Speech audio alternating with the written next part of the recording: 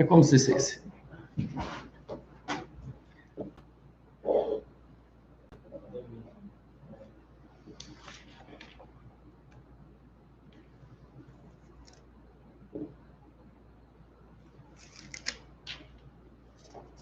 Aqui no caso ele já começou, né? No caso.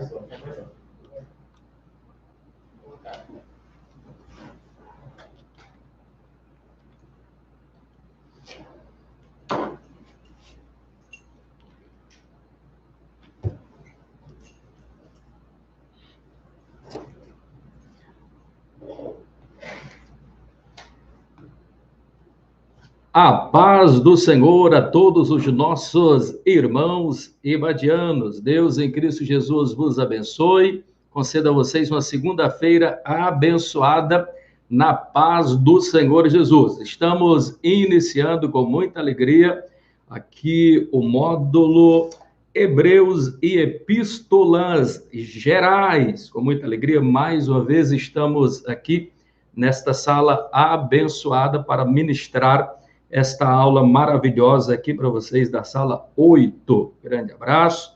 Deus em Cristo Jesus vos abençoe. Queira, por gentileza, abrir logo aí na página 17.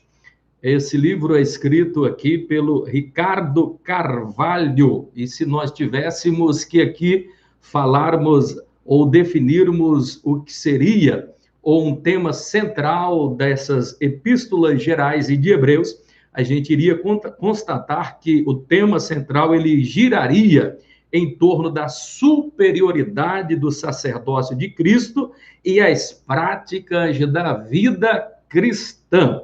Então, sem perca de tempo, queira, por bondade, por gentileza, abrir aí o seu livro na matéria de estudo, na página de número 17. Abra, por favor, aí na página de número 17, onde nós já vamos estar falando das noções gerais da Epístola aos Hebreus. Noções gerais aí da Epístola aos Hebreus. Só um minutinho, deixa eu só pegar aqui, organizar uma questãozinha aqui, já volto aqui para vocês.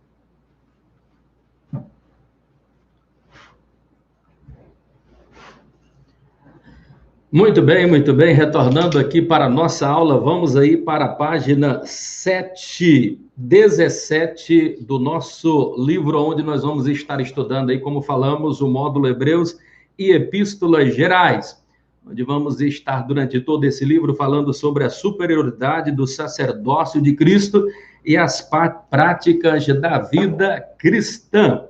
Página 17 aí do nosso livro, dessa unidade tão maravilhosa. E hoje nós vamos estar começando aqui a falar, primeiramente nessa sequência aqui, vamos falar primeiro de Hebreus e depois, posteriormente, na unidade 2, 3 e 4, vamos estar falando aí das epístolas gerais. Hoje, portanto, vamos estar falando aí de Hebreus. O livro de Hebreus, ele é por demais importante para a fundamentação da fé cristã na pessoa bendita de Cristo.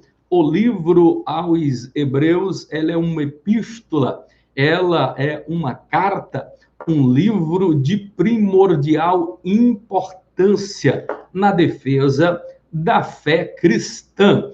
Se nós fôssemos aqui, e se nós quiséssemos aqui agora estar separando toda a Bíblia em sua importância e contexto, evidentemente, desde o Velho Testamento, para entendermos melhor, até chegarmos aqui ao livro dos Hebreus, e as epístolas universais, Se fôssemos aqui traçar um paralelo desde o Velho Testamento, na verdade, ele seria a preparação para a vinda do Messias. Os 4 evangelhos, na verdade, seria aqui como se fosse o cumprimento das profecias lá do Velho Testamento. Então, os evangelhos seria o cumprimento de todas as promessas do Velho Testamento, agora sendo cumpridas em Cristo Jesus. O livro de Atos seria aqui o fundamento da igreja, a expansão da igreja, e as cartas de Paulo, as epístolas universais, bem como também Hebreus, ele é a explicação da mensagem de Cristo Jesus. Se os evangelhos é o cumprimento das promessas, as cartas e epístolas gerais, na verdade, são aqui a explicação de quê? Da mensagem de Cristo Jesus. E o livro de Apocalipse fecharia aqui como se fosse para nós o cumprimento de todas as coisas, ou a consumação de todas as coisas, na pessoa bendita de Cristo Jesus. Nesta sequência da linha aqui de pensamento, se as cartas, ela é, na verdade, a explicação da mensagem de Cristo, aqui, Hebreus, esta epístola maravilhosa aqui, ela vai um pouco mais além. E por que ela vai um pouco mais além? Porque muitos dos estudiosos, na verdade, se tivéssemos aqui um 5º evangelho, a carta ou a epístola aos Hebreus seria o 5º evangelho. E por que, pastor Eurípides, seria o 5º evangelho? Dada a sua importância, dada a sua canonicidade tão bem reconhecida dos fatos a respeito e acerca de Jesus. Porque se nos evangelhos registra tudo aquilo que Jesus fez enquanto estava aqui na terra, nós vamos observar que agora aqui na epístola aos Hebreus, ela vai continuar registrando os atos de Jesus depois da sua ressurreição. Logo, se os evangelhos registram o que Jesus fez, Hebreus registra o que Jesus continua fazendo e o que continuará fazendo até a consumação dos séculos. Perceberam aí a importância que é, na verdade, a epístola aos Hebreus. De fundamental importância nós entendermos e compreendermos tudo isso. Essa maravilhosa epístola, ela, na verdade, é um tratado teológico a respeito da divindade de Cristo, das ciências judaicas e o sacerdócio, como funcionava. Então, ele é por demais importante. Agora, algumas coisas que nós precisamos entender. E dentro desta temática aqui de noções gerais, das epístolas aos Hebreus, nós vamos estar aqui debatendo algumas questões na página 17 até a página 24, onde nós vamos estar pegando essas noções gerais. Dentre elas, vamos estar observando a data em que foi escrito, quem escreveu a epístola aos Hebreus, por que foi escrita essa carta. Então, todas essas perguntas serão respondidas, inclusive a data que foi escrita e aonde foi escrita. Então, essas noções gerais aqui, preliminares, ela vai nos dar conta de todos estes pormenores aqui. Pois bem, vamos aqui dentro dessa ótica, vamos observar primeiro, o tema central de Hebreus, ele vai girar em torno, se tivéssemos que resumir em uma frase, o tema central aqui da epístola aos Hebreus, nós resumiríamos ela como sendo a superioridade de Cristo sobre todas as coisas. A superioridade de Cristo sobre todas as coisas. Porque Cristo Jesus, ele é superior a todas as coisas. Louvado, engrandecido seja o nome do Senhor Jesus, que vive e que reina de eternidade a eternidade. Se não vejamos dentro agora ainda dessas noções gerais, nós gostaríamos de estar falando aqui muito rapidamente sobre por quem foi escrito? Qual foi o escritor da Epístola aos Hebreus? Está aí uma pergunta muito difícil de ser respondida. E por que que é difícil de ser respondida? Porque simplesmente o livro, ele não diz quem é o autor. Normalmente, a gente observa, nos finais ou nos filmes, os créditos vão ficar sempre lá mais no final. Mas nós vamos perceber que, devido às escrituras sagradas serem colocadas em rolo, e por ir desenrolando, ficar para deixar mais no final o nome, geralmente era mais difícil, teria que desenrolar todo o rolo para chegar logo no nome. Então, por isso que costumava-se escrever logo nas linhas iniciais quem estava escrevendo o livro. Mas, na verdade, é que a Epístola aos Hebreus, ela não nos dá essa indicação de quem, de fato, escrevera a Epístola aos Hebreus. A bem da verdade é que algumas conjecturas são feitas, mas são apenas conjecturas. Não dá para se fechar uma questão de quem verdadeiramente tenha escrito a Epístola aos Hebreus. Evidentemente que tem algumas concepções que são mais aceitas. Dentre elas, nós gostaríamos de estar passando 4 delas aqui para vocês. Por exemplo, há uma concepção, e essa é dada por Tito Flávio Clemente, lá de Alexandria, o sábio de Alexandria, mais conhecido como Clemente de Alexandria. Por volta do ano 200 depois de Cristo, ele defendia a autoria aqui de Hebreus como sendo o apóstolo Paulo quem tivera escrito esta epístola tão maravilhosa.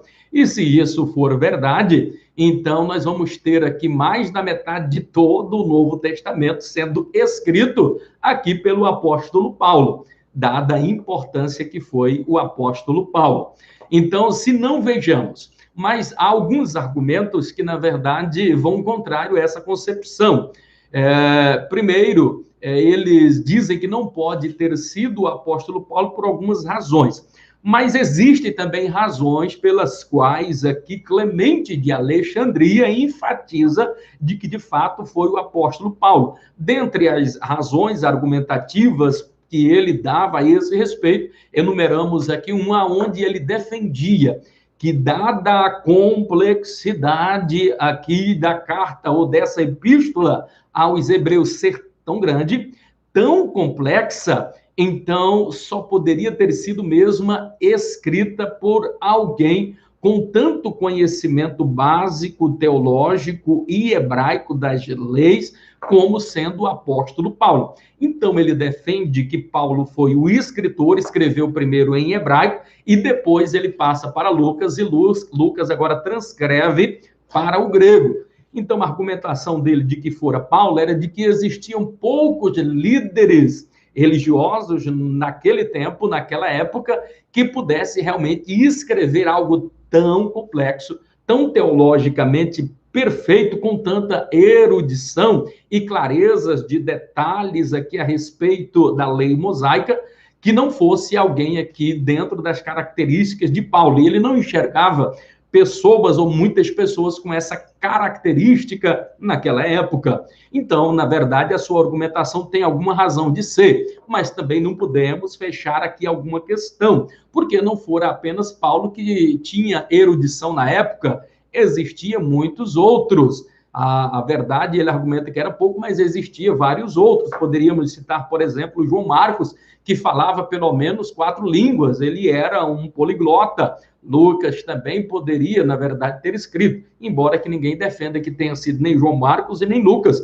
mas existiram vários outros, inclusive da escola de Gamaliel, da escola de Liel, que era a mais bem conceituada da época da qual o apóstolo Paulo pertenceu. Então, alguns deles se converteram. Então, existiam, sim, alguns eruditos dentro da fé cristã. Então, esse argumento ele não tem uma base, ainda que tenha uma razão de ser, mas ela não podemos aqui, de forma nenhuma, fechar uma questão e dizer foi o apóstolo Paulo. Primeiro, porque as nuances vai denunciar que não foi Paulo. Se você for analisar Hebreus com as cartas de Paulo, você vai perceber algumas discrepâncias, algumas tonalidades diferentes, algumas nuances diferentes. Por exemplo, o escritor aos Hebreus, quando ele iniciava um capítulo, ele se detinha por todo o tempo, falando naquele capítulo, praticamente, às vezes até mais de um capítulo, sobre o mesmo tema. Já o apóstolo Paulo, ele discorria sobre a sua temática em suas cartas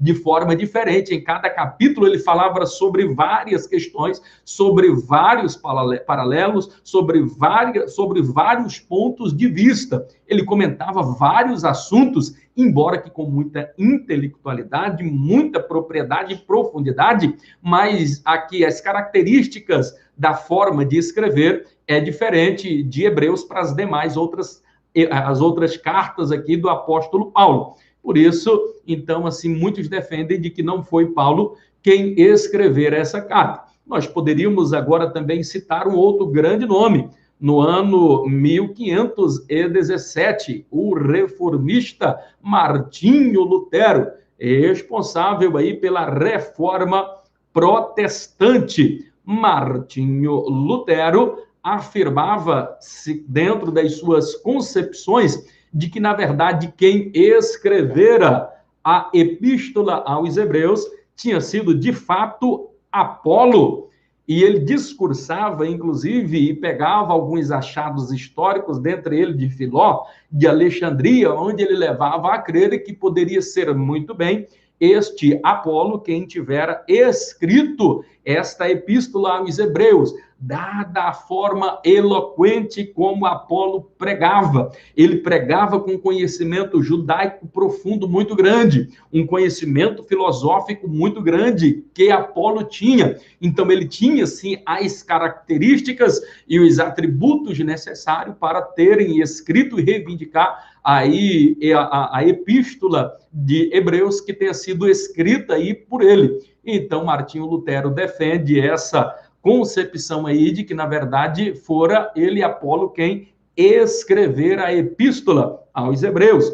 Contudo, há divergências sobre esse ponto de vista aqui, sobretudo outras afirmações de pais na fé que contestam isso. Nós poderíamos aqui também citar uma outra afirmação, e muitos biblicistas, sobretudo nos tempos atuais, mais da escola liberal, que defende que, na verdade, a epístola aos Hebreus tenha sido escrita por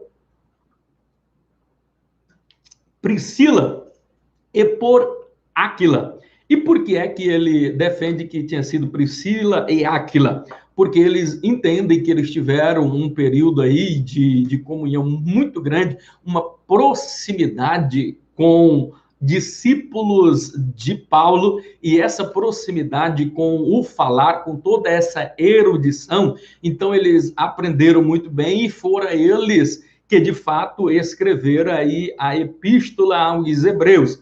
Tem muito pouca sustentação entre os mais tradicionais, haja à vista que não podemos levar a crer, porque em Hebreus 11:32 vai nos mostrar mesmo claramente que muito provavelmente quem escreveu foi do sexo masculino e não aí do sexo feminino, e nem tampouco de forma conjunta. E uma outra argumentação, e esta agora vem pelo pai da fé, reconhecidamente um grande estudioso, por volta do século 160 depois de Cristo, estamos falando de Quinto-Sétimo Florencio Tertuliano, ou nome comprido. É só você lembrar que é o Tertuliano. Todos conhecem Tertuliano como o nosso pai na fé. Ele que era adepto do montanismo. Montano, vocês conhecem, por volta do século 160, ele monta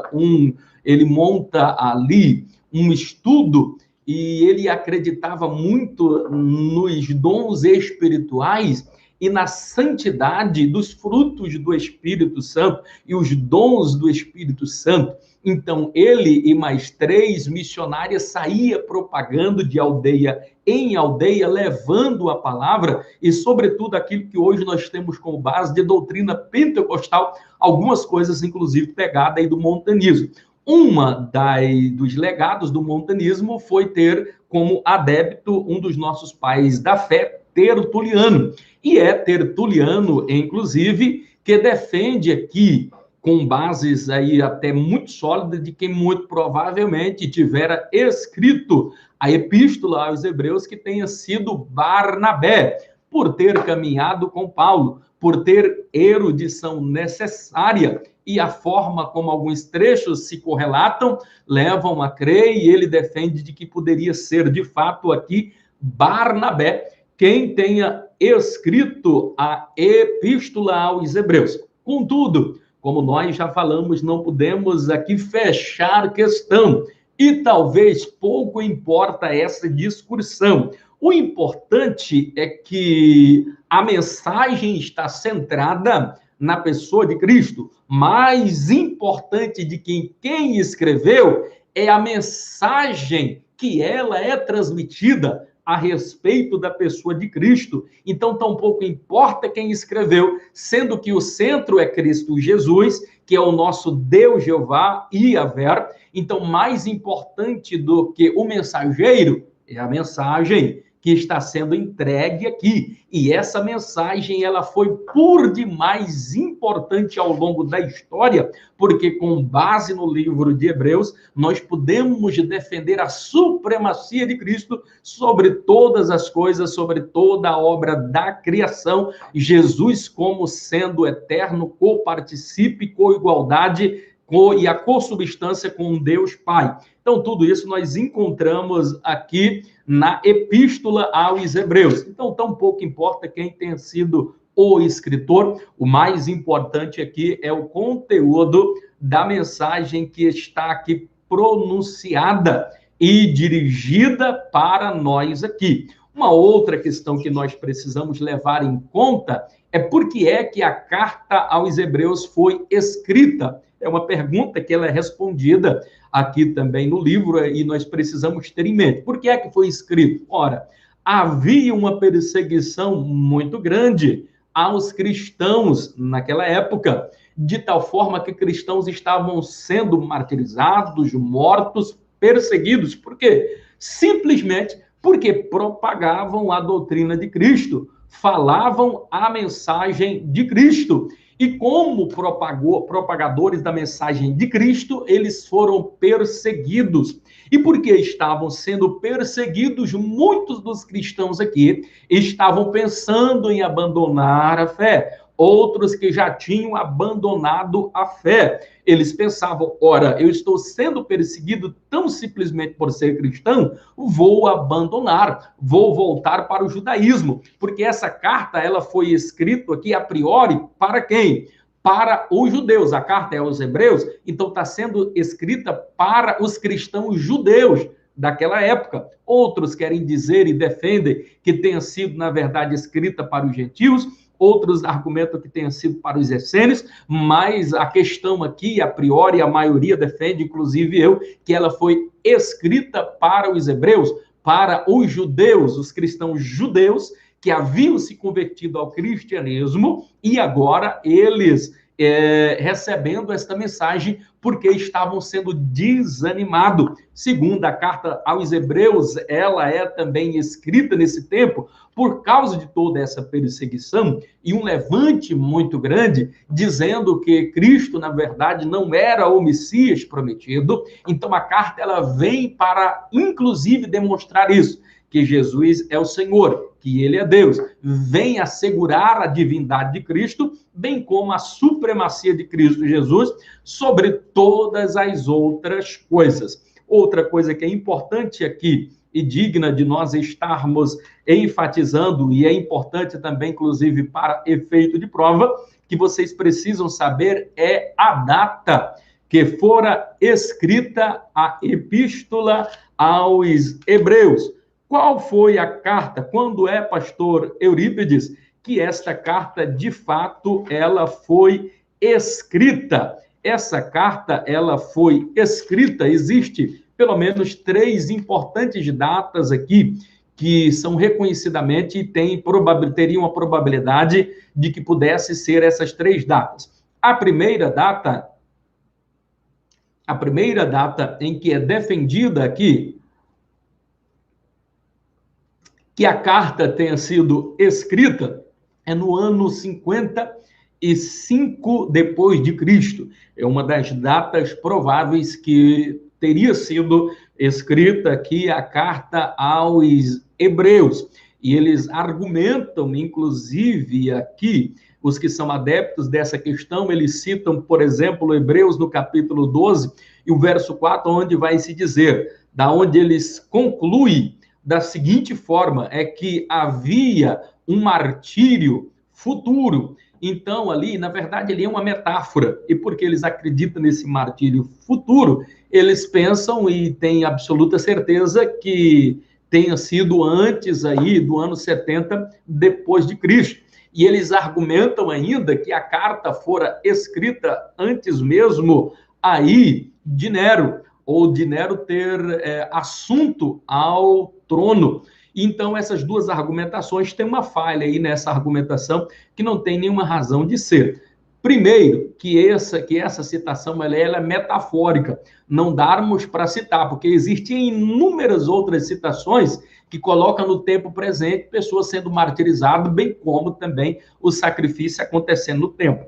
Então, não dá para nós fecharmos questão, e muito pouco provavelmente tenha sido aí no ano 55 depois de Cristo que fora escrita esta carta. Contudo, é uma data provável. Uma outra data provável é no ano 63 a 70 depois de Cristo. E eles, dentro dessa linha de concepção, argumentam de que isso aconteceu depois da morte do pastor Tiago, uma vez que Tiago era o pastor de Jerusalém, e se ele tivesse vivo, a carta teria sido endereçada a ele também. Contudo, não havendo essa citação, então se crê, os que argumentam aqui dentro dessa concepção, é que foi depois da morte aí de Tiago, pastor Tiago, inclusive irmão de Jesus, que depois da morte e assunção de Cristo Jesus, resolve agora, de fato, assumir esta posição de defensor. Se antes ele tinha dúvidas, agora passou a ser um defensor ferrenho da divindade de Cristo Jesus. Então, aqui eles argumentam, os que argumentam que tem sido escrito no ano 63 até 70 depois de Cristo, um dos argumentos é de que foi depois aí da morte, inclusive, de Tiago. Eles argumentam, inclusive, que existem bases bastante sólidas em Hebreus 7, 8, em Hebreus 9, 6, até o versículo 9, Hebreus 13, 10. Ele cita algumas passagens, inclusive, que dá para você, e querendo analisar em casa, dá para você perceber que é uma data realmente das mais prováveis. Existe, inclusive, uma outra data que argumenta de que, de fato, na verdade, quem escrevera aqui a epístola aos Hebreus, o ano que ela foi escrita, foi depois do ano 70 depois de Cristo. Eu penso que aqui é uma das datas menos provável que se tenha como ter a certeza que ela foi escrita. Eu argumentaria, porque nós temos algumas dúvidas em Hebreus, mas nós temos algumas certezas. Então, vamos partir aqui das certezas. Quais as certezas que nós temos aqui no livro de Hebreus? Primeiro, o livro de Hebreus, conforme nós observamos e já lemos aqui, é que, na verdade, ele foi escrito por um homem e não por uma mulher. Quer ver uma outra grande certeza que nós temos aqui? É que quem escreveu a carta aos Hebreus tinha um profundo conhecimento do grego. Uma outra certeza que nós temos aqui na carta, na verdade, é que quem escreveu a carta tinha um profundo conhecimento do Velho Testamento. Uma outra grande certeza é de quem escreveu a carta conhecia os ritos cerimoniais e religiosos da cultura judaica. Uma outra questão que temos certeza que sobre a epístola aos Hebreus e que nós aqui enfatizamos é que quem escreveu essa carta conhecia os leitores originais do tempo apostólico. Uma outra certeza aqui que nós temos também é que quem escreveu a carta ou a epístola aos Hebreus tinha conhecimento e conhecia pessoalmente a Timóteo, conforme nós podemos observar em Hebreus 13 e 23. Então, essas são algumas certezas. Agora, uma outra grande certeza que nós temos na carta aqui aos Hebreus, e tem a ver com a data, é a seguinte. Primeiro, o que nós precisamos ter em mente, qual a certeza? Essa carta, nós podemos enfatizar com toda certeza que ela não foi escrita depois de 95 depois de Cristo. Essa é uma certeza que nós temos. E por que é que nós temos essa certeza que não foi escrita depois do ano 70, depois, o ano 95 depois de Cristo? Porque Jerônimo de Roma, ele escreve, e no seu texto ali, ele escrevendo, ele cita a passagem e a epístola aos Hebreus.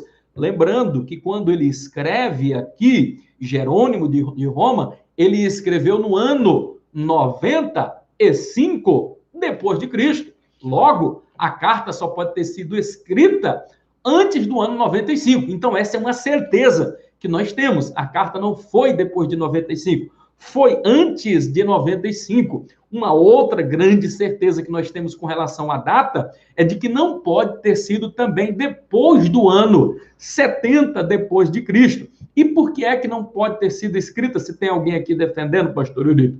Por lógica, dedução.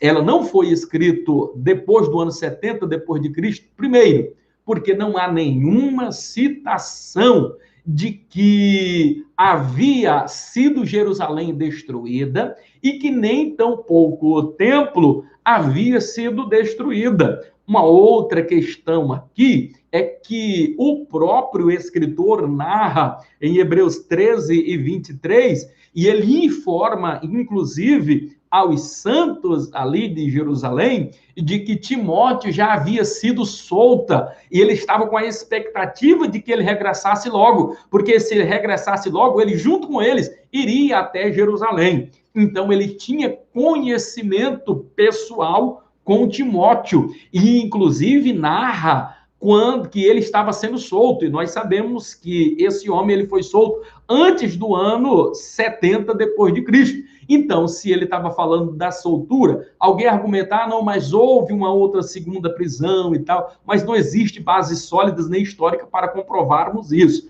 Então, o mais certo aí é que foi antes do ano 70 depois de Cristo, e não depois. E alguém disse assim, não, mas é porque não havia necessidade. Irmão, vamos parar com essa bobagem. Se alguém argumenta uma questão dessa, não tem nenhuma razão de ser, porque não existe um fator sem precedente. Não há ninguém naquela época que não se lembre ou não seria omitido um fato tão importante como morticínio, a destruição de Jerusalém e do templo no ano 70 depois de Cristo, porque depois da morte de Nero, Vespasiano ele assume o trono e ordena ao seu filho general Tito que invada a cidade de Jerusalém. O cerco durou ali 153 dias, ou seja, quase 5 meses de cerco, ninguém entrava e ninguém saía. Foi algo tão terrível que nos últimos dias, Flávio José, inclusive, registra, grande historiador, que 5.000 homens eram jogados por cima do muro, e estes homens jogados por cima do muro, a cidade fedia, e eram arrastados como que a balde. O morticínio foi tão grande, existiam ali cerca de 1.200.000 judeus que estavam adorando a Deus por ocasião da Páscoa. Então, todos os lugares, e todos nós conhecemos um pouco da cultura judaica, da ciência judaica, e ainda hoje eles observam muito esses preceitos. Então, a Páscoa, todos os moradores, não importa a região onde eles estavam, era costume eles virem e estarem ali na Páscoa para adorar a Deus. Então, interessante observar que destes 1.200.000 judeus que estavam ali por ocasião da Páscoa, 1.100.000 morreram ao fio da espada, cumprindo, inclusive, uma profecia bíblica, quando Jesus está ali para ser condenado, alguém pega e diz, o sangue desse Jesus caia sobre a nossa cabeça. e a cabeça de nossos filhos. E isso, inclusive, se cumpre aqui nesse ano 70 depois de Cristo. Muitas profecias bíblicas são cumpridas aqui no ano 70 depois de Cristo. Então, é notório. E a intenção aqui, os judeus, era de exterminar por completo todos os judeus. E não se imagina como é que os judeus não foram destruídos, porque desse morticínio sobreviveu apenas 100 mil. Desses 100 mil, parte deles foram mortos ali no Coliseu, que estava sendo inaugurado. E a festa do grande Coliseu durou 90 dias, aonde os judeus e cristãos eram mortos ali nas arenas pelos gladiadores e pelos algozes leões, que mataram. Sobreviveu apenas 37 mil. Desses 37 mil que sobreviveram e foram espalhados, que eram os mais fortes, foram vendidos como escravos e espalhados por todo o mundo. Não existiu uma perseguição tamanha como esta. Então, não haveria uma probabilidade, uma análise ainda que hipotética, que se esse livro tivesse escrito depois do ano 70 depois de Cristo, que haveria sim menção sobre este acontecido, e não há menção alguma. Então, eu parto do princípio e tenho certeza 100% aqui, e salvo engano, a não ser que apareça uma bomba muito importante de conhecimento, algum achado histórico muito grande, nada vai conseguir me provar que ele tenha sido escrito depois do ano 70 depois de Cristo. Eu quero crer que a epístola aos Hebreus tenha sido escrita no ano 63 até 70 depois de Cristo, pelas razões óbvias que nós aqui já estamos argumentando. Louvado e agradecido é o nome do Senhor Jesus. Eu preciso ganhar tempo agora, e nós vamos agora para a página 29 do nosso livro. Acabamos que nos detemos boa parte do tempo aqui, a gente precisa dar uma aceleradinha aqui agora.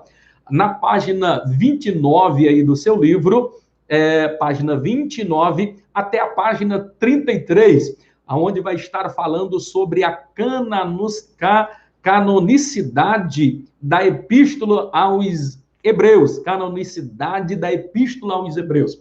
E nós vamos observar que desde o capítulo 1, e o capítulo 1 de Hebreus, ele já vai começar aqui muito acelerado. Percebam, ele vai começar aqui muito acelerado. Primeiro, ele já começa defendendo aqui a supremacia de Cristo Jesus sobre todas as coisas. O capítulo 1 de Hebreus já começa acelerado mesmo, de pé embaixo, defendendo aqui a supremacia de Cristo Jesus sobre todas as coisas. Aqui nós vamos observar, logo nos primeiros capítulos, sendo defendida a canonicidade da epístola e a divindade de Cristo e a supremacia de Cristo Jesus sobre todas as coisas. Logo aí no capítulo de número 1, nós vamos observar, inclusive, já começa aqui dizendo que Cristo ele é superior aos profetas. Ora, porque não existiu nenhum profeta que foi eterno, então ele é superior, não precisa nem argumentar, Jesus ele é superior aos profetas. Segundo, ele começa enfatizando que Jesus é superior aos anjos. Inclusive, em Hebreus, no capítulo 1, aí no verso de número 3, já vai começar dizendo aí, porque a qual dos anjos Deus jamais disse, tu és meu filho, hoje te gerei, e outra vez eu lhe serei por pai, e ele me será por filho. Então, assim, nós vamos observar em outras passagens na Bíblia, aqui enfatizando e mostrando, Hebreus vai deixar isso bem claro, que Jesus é para ser adorado e venerado. E nenhum anjo, ao longo de toda a história, que em todo o conhecimento da Bíblia, você vai observar, não existe nenhum anjo na história que vai aceitar ser adorado. Então, Jesus, ele é superior aos anjos. Pastor, mas não existe nenhuma passagem, não. Nenhum anjo pode receber adoração, nem mesmo Miguel, que é o arcanjo poderoso que arregimenta as forças para a batalha e que estará presente no toque da trombeta de Deus, ao som da trombeta, a voz do arcanjo, ele ali, inclusive tão poderosamente, mas nem ele ousou adorar. Então, quando alguém ia se prostrar, ele, não, eu sou teu conservo, somente ao Senhor teu Deus adorarás.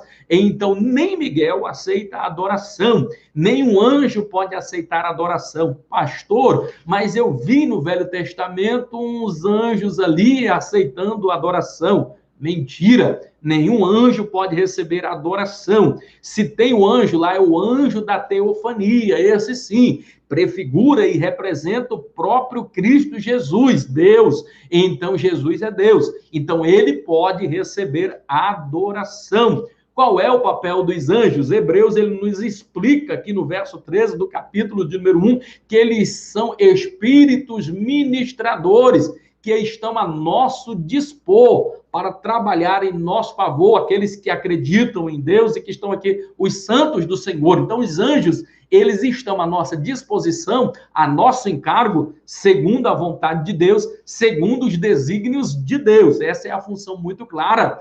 E Jesus, ele está acima. E é isso que a carta, a epístola aos Hebreus, ela vem enfatizar, que Jesus, ele é superior aos profetas, é superior, inclusive, aos anjos. Terceiro, ele vai enfatizar, já agora no capítulo 3 de Hebreus, que Jesus, ele é superior, inclusive, a Moisés. Moisés, irmãos, ele é um divisor de águas, porque todo o Velho Testamento, ele vai prefigurar a respeito da tônica daquilo que é transmitido por Moisés, os 10 mandamentos. Então, Moisés, se nós fôssemos aqui dividir por importância, no Velho Testamento, a figura mais importante é a figura de Moisés, porque representa a lei. Se nós formos agora pegar o Novo Testamento, não existe uma figura mais importante do que o Messias, porque ele é o cumprimento de toda a profecia bíblica. Então, vamos analisar por parte. Se o Velho Testamento é a sombra das coisas futuras, a sombra para que vai ser revelado lá no Novo Testamento, a saber, a respeito de Cristo Jesus, então esse livro aqui, ele vai enfatizar de forma muito segura, Hebreus, inclusive, no capítulo 3, o versículo 1 até o versículo de número 6, você vai encontrar afirmação tais como essa, dizendo, porque ele é tido por muito maior glória do que a Moisés.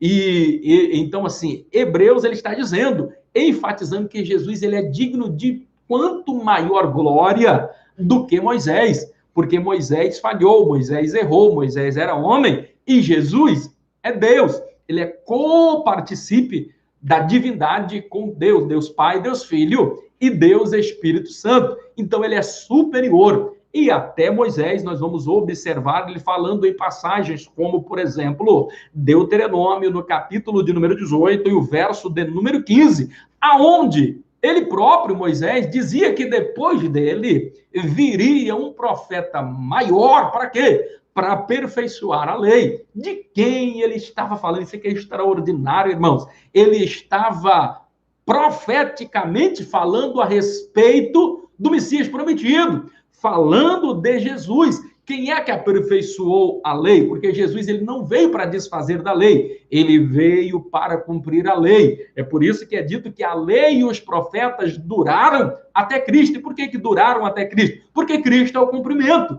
Se havia a lei que falava a respeito dele, os profetas e os salmos que falavam a respeito dele, agora é o cumprimento no Novo Testamento de tudo aquilo que havia sido dito e profetizado lá no Velho Testamento. Então, Hebreus, ele vai deixar aqui muito claro, mas muito bem claro mesmo, a supremacia de Cristo Jesus sobre todas as coisas, inclusive do maior homem da história até então, que era Moisés. Então, Jesus, ele é superior a todas as coisas. Quer ver uma outra questão? Já no capítulo de número 4, ele vai seguir nessa tônica, o escritor, dizendo que Jesus, ele é superior a Josué. Nós sabemos que Josué, ele foi, na verdade, o sucessor de Moisés. E a título aqui de trocadilho, de informação, O nome Josué, ele é do mesmo encaixe dentro aqui da forma de escrever, como sendo o mesmo nome de Jesus, de onde se deriva a palavra de Jesus aí, Josué. Então, tinha o mesmo nome, mas não quer dizer que tinha o mesmo nome, a mesma raiz aí desse nome, não quer dizer que eles eram iguais, porque nome é uma coisa, autoridade é outra, porque Josué tinha o mesmo nome de Jesus, mas não tinha a autoridade e o peso de Jesus. Então, Jesus, ele é superior. E no capítulo de número 4 de Hebreus vai enfatizar que Jesus é superior. Inclusive, enfatiza por quê? E por que que Jesus é superior? Porque Josué, ele, na verdade, falou de uma terra prometida, anunciou uma terra prometida, prometeu uma terra prometida, que fora prometida não por ele, mas por Deus. Então, nós vamos observar que esse Josué, ele disse que quando estivesse na terra prometida, na Canaã ali, ele disse que haveria um descanso. E nós vamos observar que, mesmo ele entrando ali, ele não conseguiu cumprir essa promessa, porque o povo não teve descanso, ele teve muita fadiga, embora que teve muitas conquistas, mas teve-se muita fadiga. A diferença é que Jesus também nos prometeu descanso, um descanso eterno, quando nós estivermos na Canaã celestial, aonde não haverá pranto, aonde não haverá choro, ele enxugará dos nossos olhos toda lágrima. A diferença é que Jesus vai cumprir, porque vamos entrar no repouso eterno, no seio do Pai. Ali para sempre estaremos descansando ao lado e os braços do Pai. Louvado e agradecido ao nome do Senhor Jesus. Jesus é superior a esse Josué aqui, porque Josué, na verdade, entrou em uma terra prometida, mas era uma terra terrena. Mas Jesus nos colocará em uma terra, em uma Canaã celestial, que não é terrena, que não é perecível, que não se acabará, mas será para sempre a nossa morada, aonde nós estaremos ali habitando. Oh, louvado, engrandecido é o nome do Senhor Jesus. E por último, ele vai citar aqui no capítulo de número 5 que Jesus é inclusive superior ao sacerdócio araônico e todos os derivados dele. Quer dizer, o sacerdócio araônico é inferior e todos os demais sacerdotes, por mais importante que tenham sido eles, é inferior ao sacerdócio de Cristo Jesus. E por que é inferior ao sacerdócio de Cristo Jesus? Primeiro, porque eles eram homens e Jesus era Deus. Segundo, porque eles eram imperfeitos e cometiam pecados, e Jesus era perfeito e jamais cometeu nenhum pecado. Segundo o sacerdócio araônico, e os demais sacerdócios eram inferiores, porque eles utilizavam-se de sangue de animais. Mas Jesus é diferente. Ele deu o seu próprio sangue em sacrifício vivo. E interessante é que uma outra questão, ele é mais importante e é superior, porque o sacerdócio araônico e os demais outro sacerdócio, esse sacerdote tinha que oferecer holocausto, sacrifício pelo seu pecado, por causa dos seus erros e por causa da falha também do povo. Então fazia-se sacrifício. O importante é que Jesus, ele não tinha nenhum pecado e por isso não teve que ele sacrificar pelos seus pecados. Uma outra diferença, só para citar aqui, para ganharmos tempo, o sacerdócio de Jesus era superior ao araônico e dos demais outros sacerdócios, porque anualmente o sacerdote tinha que oferecer sacrifício pelos seus pecados e pelo pecado do povo. E Jesus, ele ofereceu o seu sacrifício uma única vez.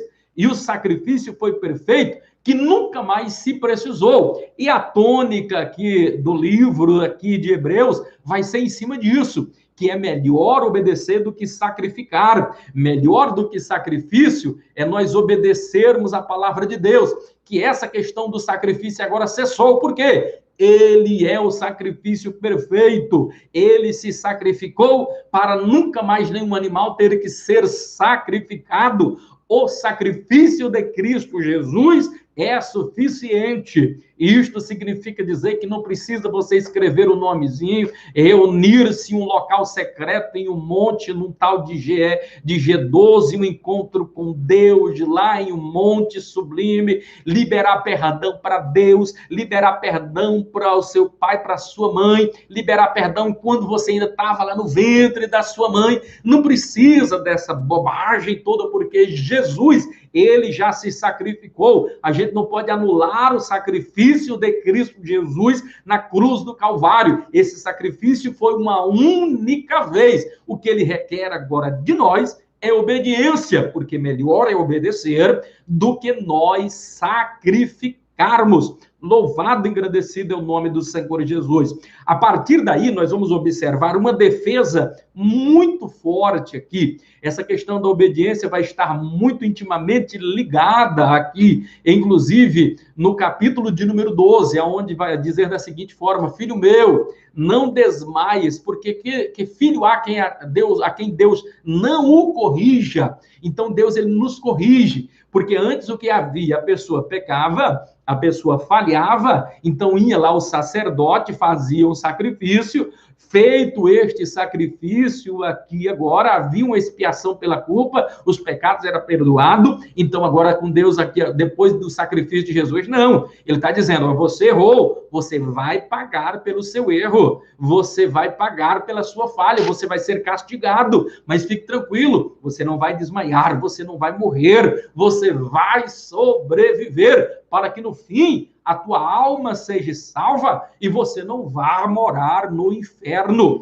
Então essa é a tônica aqui de Hebreus, aonde ele vai trabalhar muito em cima aqui dessa questão da santidade, de nós termos essa paz. Hebreus 12, 14 vai dizer assim: segui a paz com todos e a santificação, sem a qual nós não veremos a Deus. O livro vai trabalhar muito em cima disso. Não basta sacrifício, agora tem que haver santificação. O sacrifício de Cristo Jesus já houve, agora vocês precisam obedecer, precisam se santificar, se consagrar ao Senhor. Uma outra questão aqui muito importante, que o livro ele vai aqui demonstrar para nós, é a veracidade dos ensinos de Cristo Jesus, a supremacia de Cristo Jesus, como sendo co-participe, co-autor, co-regente, co-substancial, co-herdeiro de Deus, que Jesus e o Espírito Santo também são Deus, estão na mesma posição. Então aqui, inclusive, essa carta está sendo escrita por causa disso, para defender alguns excessos, alguns que duvidavam da divindade de Cristo Jesus, inclusive movimentos que foram muitos outros que foram surgindo depois, posteriormente, e que se não fosse a carta aqui, principalmente dos Hebreus, muitas dúvidas teria-se a respeito da divindade de Cristo Jesus. Então, esses escritos foram muito importantes, sobretudo no ano 325, quando estavam reunidos ali no Concílio de Nicéia, aonde foi defendido que Jesus era co-herdeiro, que Jesus era consubstancial, que Jesus era divino, que Jesus era Deus, bem como também o Espírito Santo, e ali a doutrina da Trindade. Então, ali ficou-se estabelecido, e muito se deve também a essas epístolas, epístola aos Hebreus, que nos mostrou claramente isso daqui, e que era combatido pelo ebionismo, pelo arianismo. Então, essas doutrinas de Arion foram totalmente debatidas, vencidas, excomungadas e retiradas da pauta a partir do ano 325, ali nesse concílio, o Concílio de Nicéia. E eu falo a respeito disso, queridos, é porque tem muitas pessoas que ele tem dúvida. Se você tem dúvida a respeito da divindade de Cristo, leia epístolas como a de Hebreus, leia como as cartas de Paulo a Efésios, a Filipenses, a Colossenses, a Tessalonicenses, porque vai, inclusive, ratificar essa questão da divindade de Cristo Jesus. para não acontecer o que está acontecendo agora entre muitos judeus e muitos cristãos que têm dúvida a respeito da divindade de Cristo Jesus. Eu falo sobre isso daqui, já finalizo porque o nosso tempo está acabando, a importância de você ter isso como defesa de fé para a sua vida, para a sua crença em Cristo Jesus. Por exemplo, agora parece coisa de uns 3 dias atrás, eu fiquei extremamente triste, achei deplorável, lamentável, um homem como pastor José Akiva, pregador dos Gedeões, missionário, pregou o Brasil inteiro nos maiores congressos. As nossas igrejas pagavam cachês altíssimos para esse homem, e ele tinha um conhecimento aparentemente muito grande. Ele falava e defendia a divindade de Cristo com tanta propriedade. Ele falava a respeito de Jesus como sendo Deus. E agora, recentemente, agora nesse período de pandemia, em uma live, ele coloca lá dúvidas, inclusive apresentando agora, porque depois de um tempo, esse mesmo José Akiva, depois de já não estar recebendo tantos convites mais para pregar, já não está mais sendo tão requisitado no Brasil, é por isso que a gente tem que ter muito cuidado, irmãos. Quem é que está sendo o seu Deus? O seu Deus é o dinheiro ou o seu Deus é o Deus Jeová? Porque tem muita gente aí que o Deus dele é o dinheiro. Por que é que agora ele está negando a divindade de Cristo? Se até um dia desse, pregando em todas as igrejas do Brasil, ganhando muito dinheiro, ele defendia a supremacia de Cristo, a divindade de Cristo. Agora, ele vem diante ali, e é uma polêmica muito grande, eu ainda preciso ter certeza se de fato, mas eu assisti um pedaço da live e ele lá negando a divindade de Cristo. Porque com o passar do tempo, com o diminuir agora das suas agendas, o que eu percebo? Ele funda um ministério, e esse ministério, não sei agora se é no Rio de Janeiro ou de São Paulo, mas um ministério com bases mais fincadas ao judaísmo, e agora, uma vez lá nessa nova igreja, nesse novo pensamento, ele renega agora a divindade de Cristo. Irmãos, e eu acho isto deplorável, lamentável. Inclusive, na live, ele apresentava um novo curso, que ele ia explicar tudo isso. Ele mais 2 professores que com ele lá estavam, e ele tentando argumentar a respeito disso. Quer dizer, eu não sei se ele estava falando aquilo para criar polêmica, para vender mais um curso, ou para ganhar dinheiro. Certo é que eu creio que um interesse escuso, maquiavélico, por trás disso tem, irmãos, porque não é concebível alguém que falava com tanta paixão a respeito de Cristo, agora está negando a divindade de Cristo. Isto é deplorável. É por isso que existem muitos apóstatas da fé. E é por isso que você precisa, aluno ibadiano, ter a sua fé certificada, concreta na pessoa de Cristo Jesus, a qual ninguém pode roubar a sua fé. Eu pergunto a esse Akiva, a esse discípulo desse José Akiva, como é que você pode negar a divindade de Cristo Jesus, se ele mesmo disser assim na sua onisciência, aonde estiver 1, 2 ou 3 reunidos em meu nome, lá eu estarei. Como é que Jesus faria isso? Só mesmo Deus, porque só Deus pode ser onipresente, estar em vários lugares. Em vários lugares, Jesus diz, aonde estiver 1, 2 ou 3 reunidos em meu nome, ali eu estarei. Não importa se no Brasil, não importa se na Itália, não importa se na Europa, não importa em que buraco seja, aonde você clamar, aonde você orar por Jesus, ali ele estará, irmãos. Isso é tão sério, como é que alguém em sã consciência consegue negar algo tão realístico que está ali aos olhos vistos na palavra de Deus?